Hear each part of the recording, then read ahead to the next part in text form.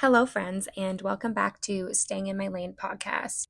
I haven't done quite a few solo episodes consistently for a while, so I thought this would be a good time to kind of take a break, jump back on, and do another solo episode. We have talked about people, their life experiences. We've heard stories from people and their relationships with their life experiences. I've had my husband on, my friends on, and it's been an overall really positive experience for me. And these episodes have been amazing to hear other people's stories about strength and overcoming hardships and relatable topics that we don't discuss every day. Things that make us feel maybe a little bit uncomfortable or awkward talking about aloud. This is where this podcast comes in, and if you can relate to it or if it resonates with you somehow, that's great. And if it doesn't, that's okay too. The point of my podcast is to make people feel like they're not alone in a time where they feel like they may be struggling with something that they don't want to talk about. And so when I was going through hard things, I dealt with a lot of that by myself. I felt alone, isolated. I didn't know where to turn to. So that's kind of the whole point of this podcast, is for those people who can relate to what I'm talking about, relate to the experiences that are brought up on this podcast, and not feel so alone, because this world is already hard enough and we don't need to make it any harder. I know I say that a lot, but it's very true. On today's episode, we discuss what makes a strong woman, the qualities and characteristics of a strong woman, how we as women support one another with genuine female empowerment without being a mean girl, and what that looks like transforming from being someone who runs with the crowd to being a woman who doesn't need a big circle and who feels confident and secure in herself, and kind of the reasoning behind what makes us so mean and so jealous and so envious of each other, and how we can transform that into being secure, supporting other women genuinely, and being that strong female lead for our daughters to follow in our footsteps, so we are able to transform the narrative behind female empowerment and sisterhood and what makes a strong woman and what makes a good woman. I'm also going to share some of my personal development as a woman who has really had to find her place in this world, someone who has dealt with mean girls and the rumors, and how that has really changed my perspective on things, as well as kind of made me reflect and self-analyze on why I react and why I do the things I do, and how I have learned to be independent, alone, and comfortable being alone. Let's begin. What is mean girl behavior? Mean girl behavior is often categorized as relational aggression, and this is that desire to be manipulative, control a situation, or harm the social standing or reputation of someone else. This type of behavior can manifest in ways like gossiping, spreading rumors, excluding people from group activities, and undermining others' accomplishments. This can kind of be relatable, and we have briefly discussed these topics on the episode where I had Emily on, as well as the one with my husband. Underlying motivating factors can include that insecurity, low self-esteem, social validation, or desire for power and control. And relational aggression is a form of indirect bullying that focuses on damaging someone's reputation, social relationships, or friendships with other people. This should be sounding really familiar to you if you've listened to my other episodes, because it's sounding really familiar to me.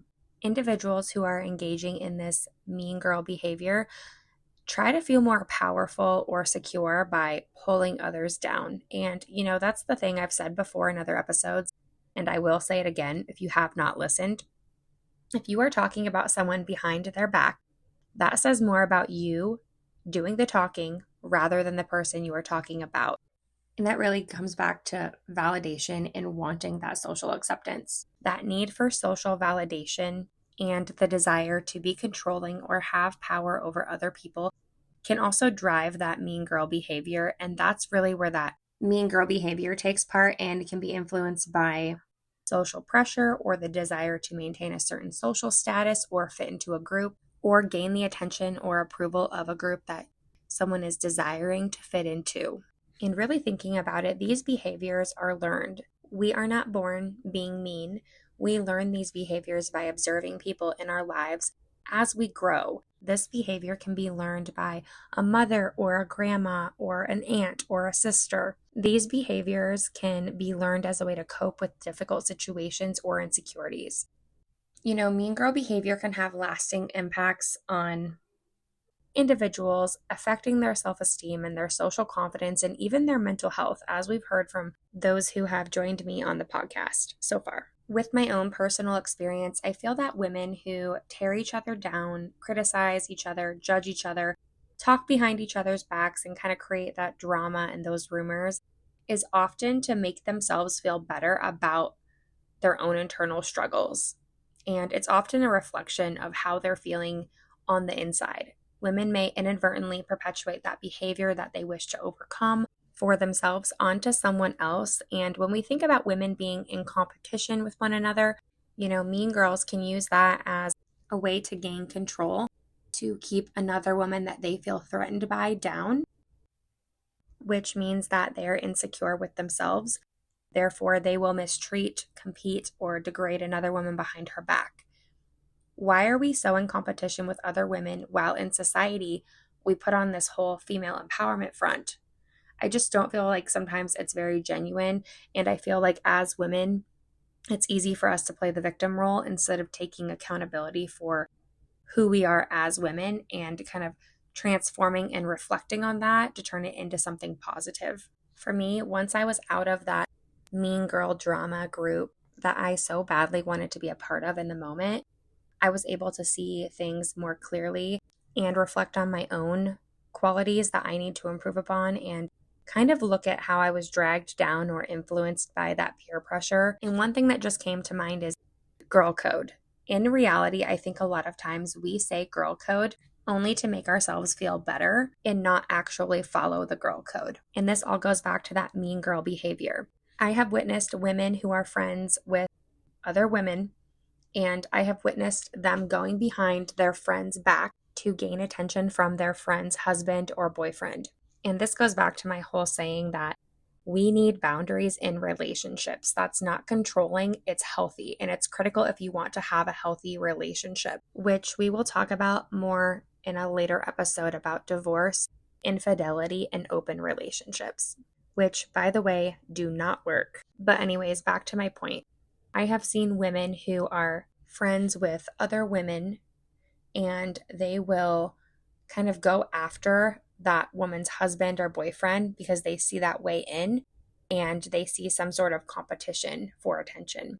Whether it's on purpose or not, I don't know, but I feel like a lot of that stems from insecurity and wanting that male attention, which therefore creates this kind of need and desire for another woman's husband or boyfriend to pay attention to them. And that kind of all goes back full circle to that validation and wanting that security and validation that they cannot find within themselves. So therefore, they will do whatever they can to get that attention and validation somewhere else. And I'm not specifying this only to women. I'm simply discussing women in this episode. And women, like anyone, can seek attention from men for a various number of reasons, including that desire for that validation, like we talked about, connection, or just the simple enjoyment of that interaction. And these motivations can vary depending on the individual and the circumstances. I personally have witnessed women, and I have actually been one myself when I was younger, seeking that male attention to boost our self-esteem, feel validated, especially if we as women are in a low place with self-worth, confidence, or have experienced past negative interactions with men. It can be easy to want to fill that void with attention from someone else because in reality, attention from other people, including men, can be a way for women to feel connected or a part of a social group, especially if they are feeling lonely or isolated. And it's natural. Humans in general are social creatures. We crave that connection, we crave attention, and it's a natural human tendency to seek validation from other people. And this can manifest in various ways, including that seeking attention from men. However, I'm not saying that it's okay, because it's definitely not okay to seek attention from a man who's in a relationship, especially if you are friends with the woman that he is with. Briefly, we discussed competition in females and how that can be negative. However, I feel like there is positive competition between other women. Let me explain what I mean by that. We see women on the internet gym influencers, celebrities who have qualities or things that we desire. We can actually use that in our favor to motivate us to become better. And a long time ago, I heard the saying that if you are the smartest or strongest in the room, you're in the wrong room. And I believe that to be true. You have to, as a woman especially, surround yourself with women who are motivating, inspiring, empowering, and who can really motivate you to become a better version of yourself. So, when I'm talking about that positive female competition, I'm talking about motivating each other, empowering each other, inspiring each other to be better, and being honest with your female friends, being honest with everybody. And that's a hard thing to find in 2025 is honesty and loyalty. In the past 8 to 9 years, I have really learned who are my friends and who is not, who I want in my life and who I do not want in my life, and the qualities that I'm seeking in friendships or relationships. And when I talk about loyalty and honesty, and this is specifically directed towards women, I am talking about the strong females who, when their friend leaves a room and someone talks about her, she stands up for them or she leaves the room as well, because that conversation does not serve her in any way. And while we are on the topic of qualities like honesty and loyalty, what comes to mind when you think of a strong woman?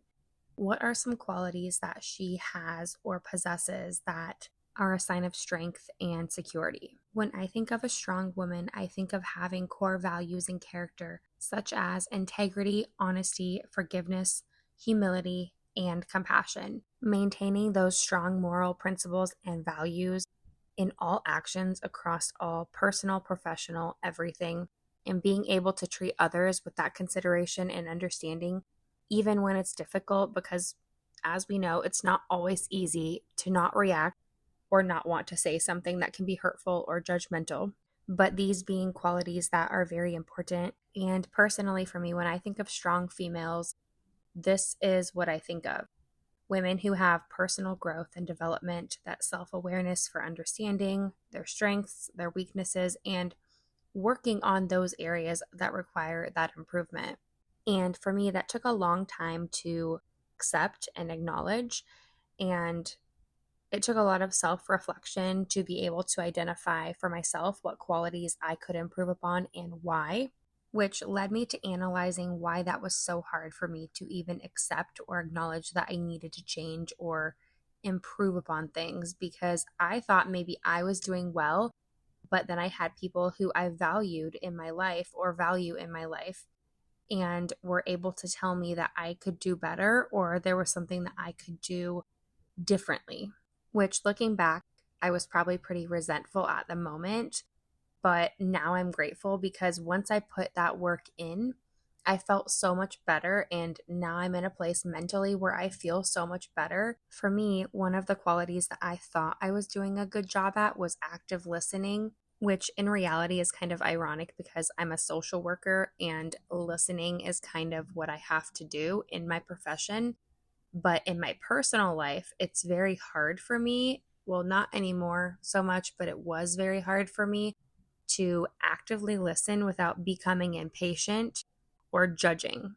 But once I really started to reflect on that and work on that and truly listening to what others have to say without clapping back or wanting to judge them for what they are thinking or saying, and being able to actively listen without having an opinion, took a very long time for me to learn.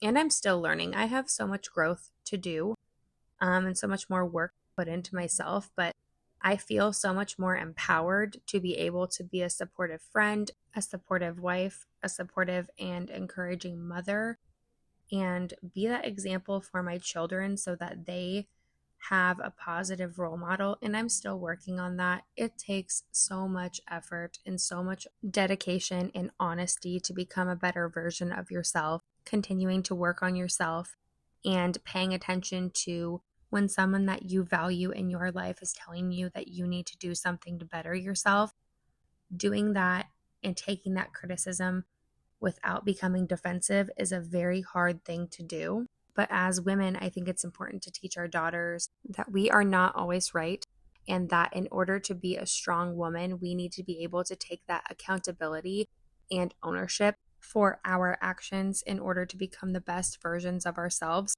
not only for us, but for our spouse, for our partner, for our children, and just for the world in general. And noticing and acknowledging our flaws or things that we need to work on can be really difficult without that security in ourselves and without that confidence in ourselves. And this all kind of relates back to finding women in your life who are strong and are going to challenge you to become a better version of yourself.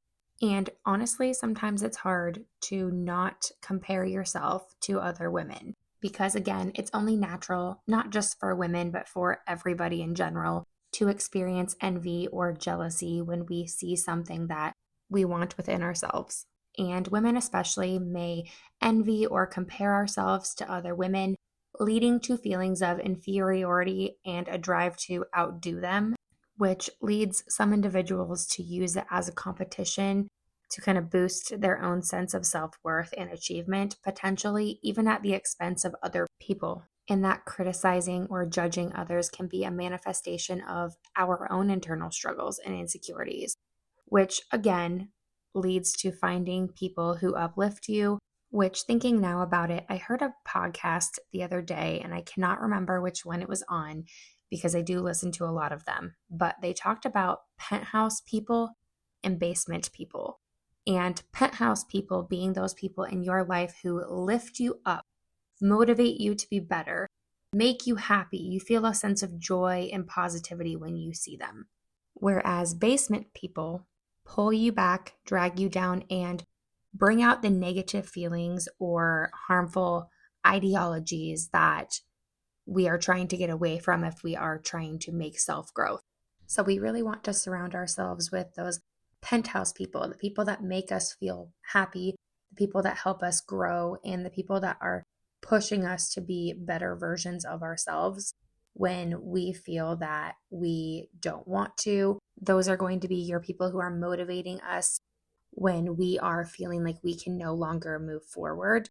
And those people who are going to be honest with you when no one else is going to be honest with you. The people that are going to tell you the hard truths in order to help you become a better person. Having these positive people in our lives can be really rewarding and make us feel really happy.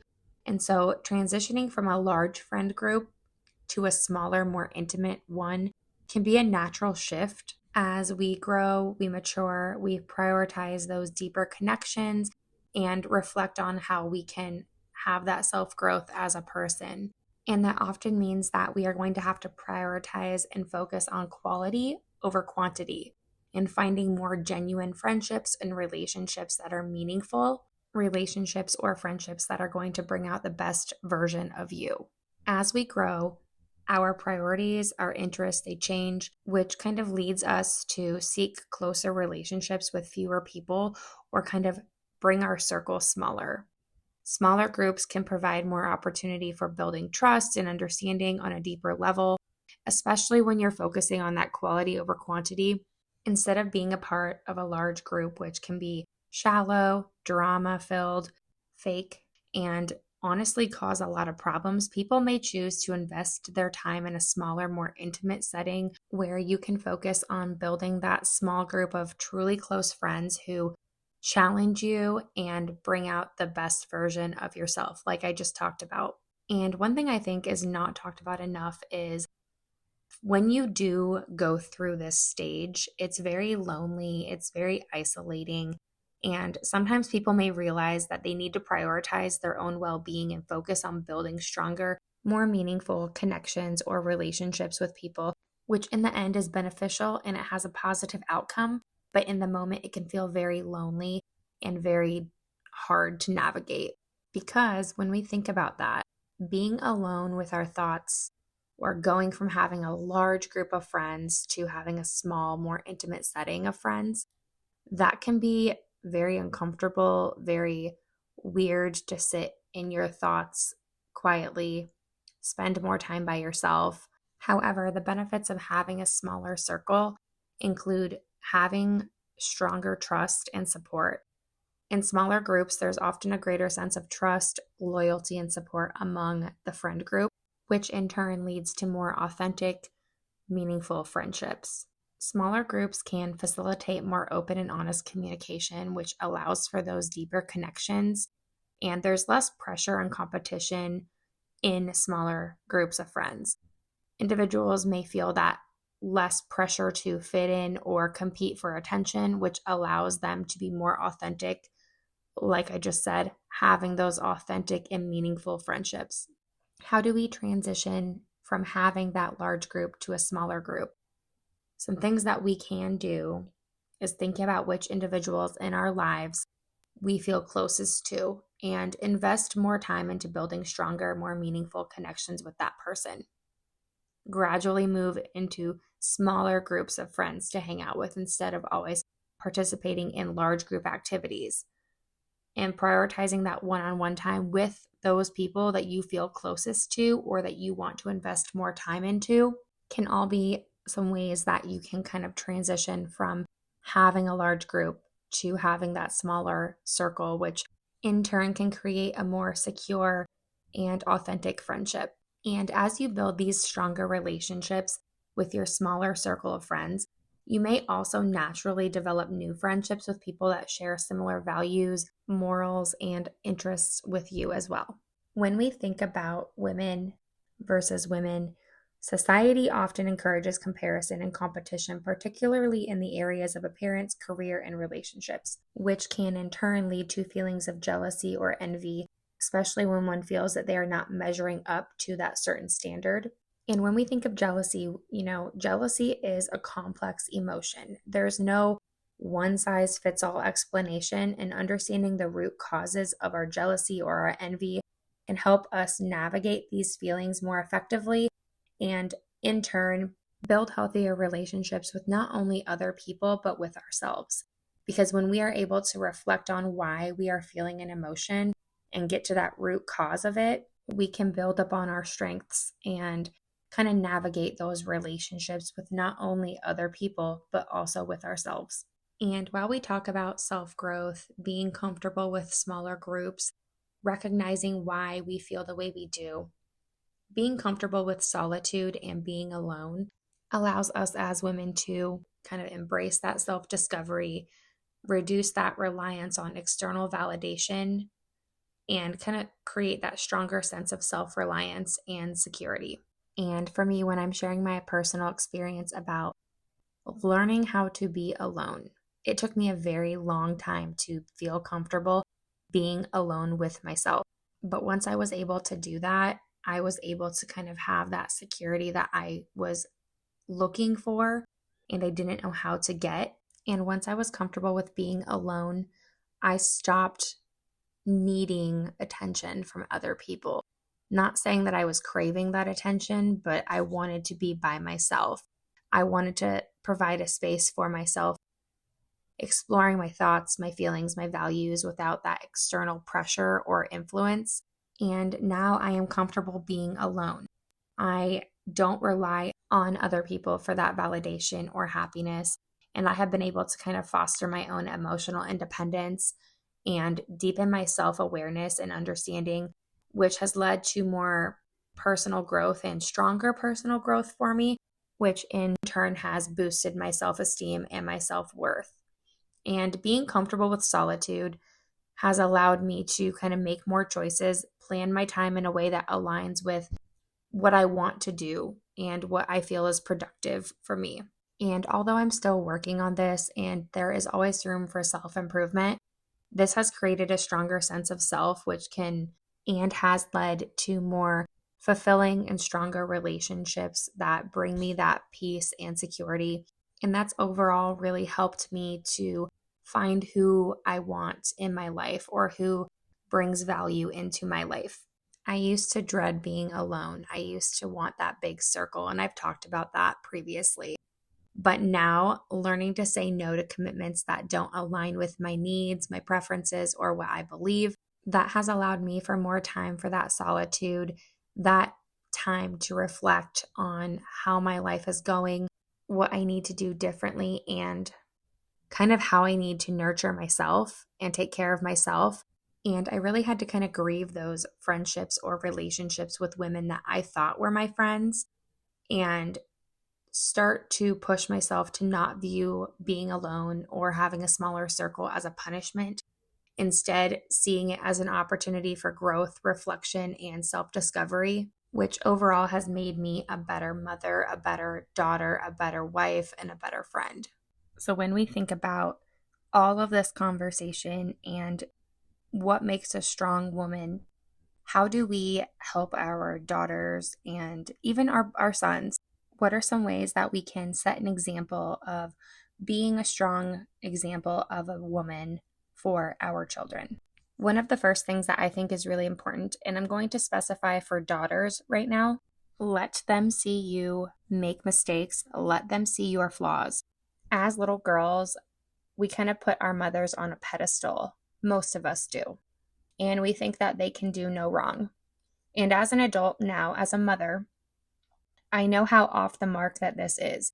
So letting our daughters see those mistakes and flaws and seeing us improve upon those things. And as soon as we start owning aloud what's hard for us, our little girls can better relate, therefore not being as hard on themselves as they would be if we just let them think that we were perfect. Standing up for what we believe in as well is very important, to let our daughters develop their own opinions and not blindly adopt our views or our opinions or anybody else's for that matter. I think it's really important also to remind our daughters that our beliefs are allowed to evolve, they are allowed to change, they are allowed to outgrow certain ideologies or opinions or ways of life, and they are allowed to change their minds. It can also be very beneficial to model standing up for what you believe in front of your children and having the conversations about being authentic, standing up for what you believe in, and having a strong sense of self-worth and value. And probably one of the most critical things that we can teach our children, especially our daughters, because this is what we're talking about, in parenting, the old saying goes that we are who we surround ourselves with. And that trickles down to our children. And when I say things like choose who you spend your time with thoughtfully and talking about surrounding yourself with women or people who uplift you and rejuvenate you, challenge you, those who accept you and love you for exactly who you are, but are not afraid to tell you the truth or help you become a better version of yourself. And our daughters are watching closely. They are aware of how your friends treat you. They are aware of how you treat your friends. And like we've talked about in previous episodes, our daughters might very well be watching us and learning and picking up on our negative or toxic traits or behavior, learning that mean girl behavior that we talked about at the beginning. And Emily and I, on our episode part 2, talked about that a little bit in the beginning. And where do girls learn that mean girl behavior? Because we are not born with that, right? So setting those intentions, setting those examples, and modeling those traits or qualities that we want our daughters to have as strong women when they grow up is critical at the earliest age. It just kind of all goes back to setting those healthy examples, catching ourselves before we react, and learn to recognize our toxic traits or things that we can improve upon so that we can set a healthy example for not only our daughters, but our sons too, and make the world around us a better place. As a strong woman, it's all about taking the high road, not engaging with harmful things or toxic people that drag you down, make you feel negative, and would rather see you fall into the peer pressure or the drama rather than see you succeed. And kill them with kindness. And what I mean by this is just be kind to everyone. We don't know what someone else is experiencing or going through, and it's not worth it to be mean to someone or make a judgment when we have not walked in their shoes or when we don't know what's going on. And it's just not okay in general to judge or be mean. And trust me, I have been guilty of that. I have caught myself numerous times trying to flow with the crowd and go with the crowd rather than stand up for what I think is right. And it's really easy to fall into that pattern. But for me, it's been really helpful to work on those qualities that I know I need to improve upon, including falling into that temptation or peer pressure. And so when we come across mean people, it's honestly a good idea to just not engage or counterattack. And when we don't give someone who's mean a reaction, they're probably going to go away and find somebody else to bother, which is not okay either. But it's just really important to be able to stop and recognize when we are being the mean girl, or work on ourselves so that way we can be strong enough to not fall into that pattern or feel that temptation. One thing that I want to add that may be controversial when talking in this conversation, I want to add that I think one quality that is really important when looking at a strong woman is how we treat men in our lives. And when I think about that, I think about my husband. And treating men with genuine respect involves showing regard for their abilities, feelings, and views while still valuing them as equal partners. It's about acknowledging their needs, boundaries, and listening to them without that judgment. Again, you guys, my personal experience, I've had to work really hard on active listening and not clapping back with a snotty comment, because I have been very guilty of that, and that's something that I'm working really hard on not doing. Strong women know and recognize that they need men in this world. And, we kind of see that movement where women can be independent and do everything that men can do. And there's kind of that female empowerment or female movement. And I'm probably going to upset some people, or they may disagree with me, and that is totally okay. We are all entitled to our own opinion. But I think when we push men away or diminish their abilities, we are teaching our daughters unrealistic and unhealthy views of how this world is supposed to be. Because in reality, we need men to survive. And we, as strong women, need to acknowledge and recognize what they bring to the table, and also be able to give and contribute back in the relationship. One thing that I've gotten a little bit of questioning for when I talk about this is in my own personal life, I cook my husband meals and I have them ready to go. When he gets home from work, his meal is ready to go, and I have already meal prepped him for the rest of the week. I do his laundry, I take care of the house, I take care of the children. My job as a wife and as a mother is to take care of my husband and my children. And I know people are probably like, oh my gosh, girl, you have it wrong, but I don't. I love caring for my husband. I love doing things for him. He works to provide for our family, and I also do work as well. But I believe that it is my role as a woman to show him that gratitude. Before I get too much hate for this, we do have a system. He helps me out with the house, with the kids, with everything. It's just, for me, my sense of joy and purpose as a wife is doing those things for him and taking care of the kids. And I love to cook anyways. So for me to make our meals and meal prep, that is something that I truly enjoy. While we go back to the conversation about treating the men in our lives with respect and thinking about that strong female role, unfortunately, many women treat the men in their lives quite harshly. They're critical, they use that demanding or condescending tone of voice, they treat the man like a child, or say things like, I have trained him well, or happy wife, happy life, which, by the way, is my biggest pet peeve. I hate that saying with all my heart. I'm going to continue to hate that saying because I feel it creates unrealistic expectations and a sense of entitlement among women, and our daughters are watching. Remember that. Our daughters are watching. So when we say things like happy wife, happy life, that's bringing all of the responsibility of the woman being happy and putting it onto their husband or their boyfriend, which is completely not true. Our happiness and our power and our peace comes within ourselves. That does not come from a man. That does not come from any other woman. That comes from us as individuals. But when we say things that take away the importance or respect of a man, that is diminishing them and what they bring to the table. And, a lot of times I see and I've heard, and I've even been guilty of it myself, us as women, we can start interjecting and telling our husbands or boyfriends, our partners, whoever, that we need respect and what we need. And although women do need respect, for men, respect is the most important element in any relationship. So when we are being demanding or condescending or making everything about ourselves, that is taking that respect away in the relationship towards the man. And that is also setting a not healthy relationship or example for the daughters in our lives. That's teaching them to be demanding, and that's teaching them that throwing a fit and being condescending will get you what you want, which is just not ideal, and that's not true. There has to be equal respect and equal effort in the relationship to make it work.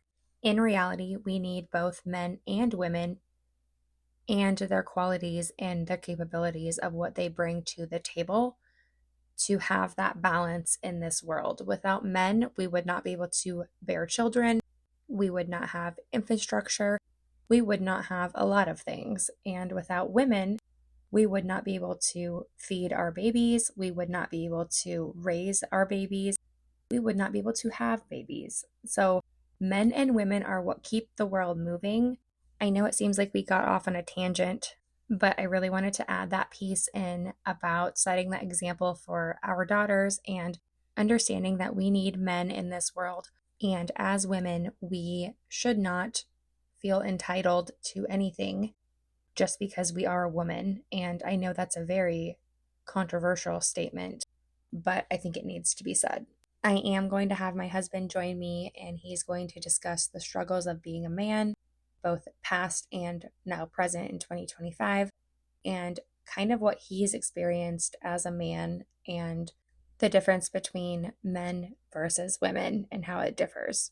I hope you enjoy your week, and I will see you later.